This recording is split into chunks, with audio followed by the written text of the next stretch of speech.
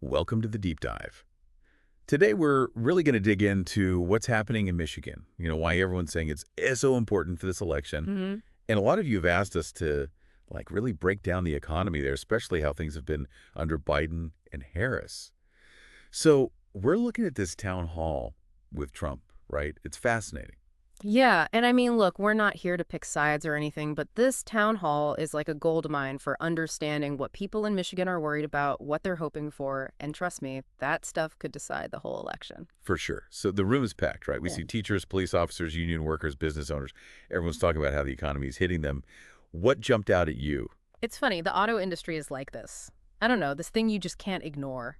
You can tell people are nervous about their jobs, worried about Michigan losing its edge in manufacturing, and Trump totally honed in on that, saying he'd already stepped in and saved American jobs by stopping some big auto plant from being built in, get this, Mexico.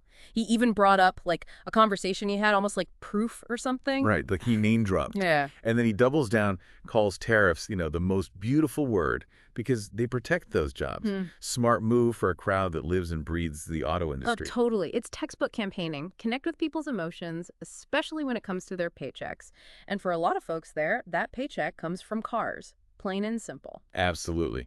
And he kept going. Trump's whole thing was if he's reelected, he'll use those tariffs to make sure companies build their car factories right here in the U.S., no more shipping jobs overseas. And it lands.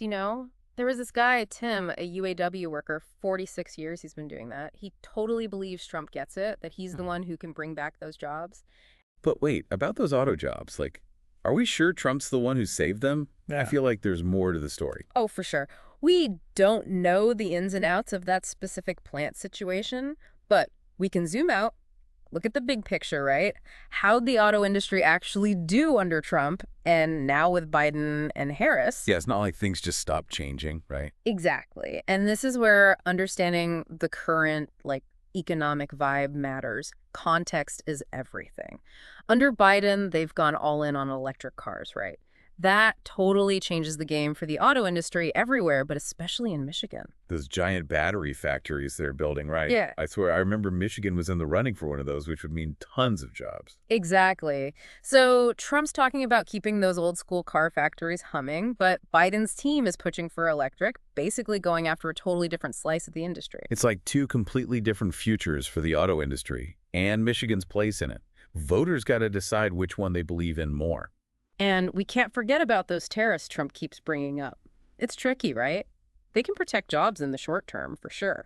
Like a wall around American factories. Right. But then stuff gets more expensive for regular people, and you might end up in a trade war. It's messy. Talk about walking a tightrope. Protecting jobs but not hurting consumers. No wonder everyone argues about tariffs. And this is where those stories we heard at the town hall, they really hit home. It's one thing to talk about tariffs in theory, but when you hear a guy like Tim, that UAW worker, saying Trump saved his job, that changes things. It reminds you, this isn't just some political debate. It's people's lives, their paychecks. It's how they see the candidates. Makes you wonder how those same people are feeling now, with everything changing again under Biden.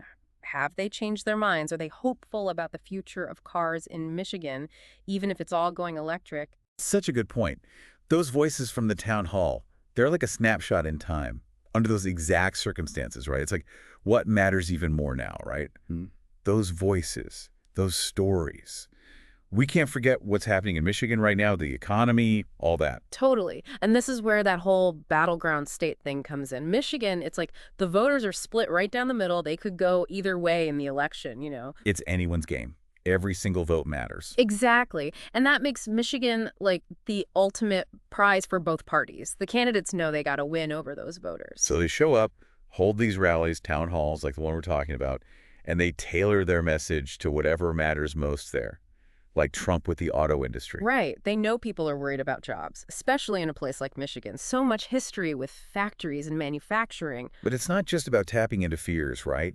It's about painting a picture of the future. And here, we're seeing two totally different pictures for Michigan's economy. Yeah. So you've got Trump promising to bring back those classic manufacturing jobs, especially in the auto industry, tariffs, all that. Back to the good old days when things were booming. Right. But then you've got Biden pushing for that green economy, electric cars, trying to bring totally new industries to Michigan. Two very different paths. Which Yeah. one leads to a brighter future, right? Exactly. And it's up to the people of Michigan to choose which one they believe in. This has been, I don't know, kind of eye-opening, right? Just this one town hall. But you can hear so much in those voices. Hopes, anxieties, and like you said, maybe even the key to who wins this whole thing. It reminds you every vote matters, but especially in a place like Michigan, what happens there could change everything for the country. For sure. So pay attention, everyone. Keep an eye on Michigan. Whatever happens in the Great Lakes State, it's going to make waves everywhere. Thanks for joining us on The Deep Dive.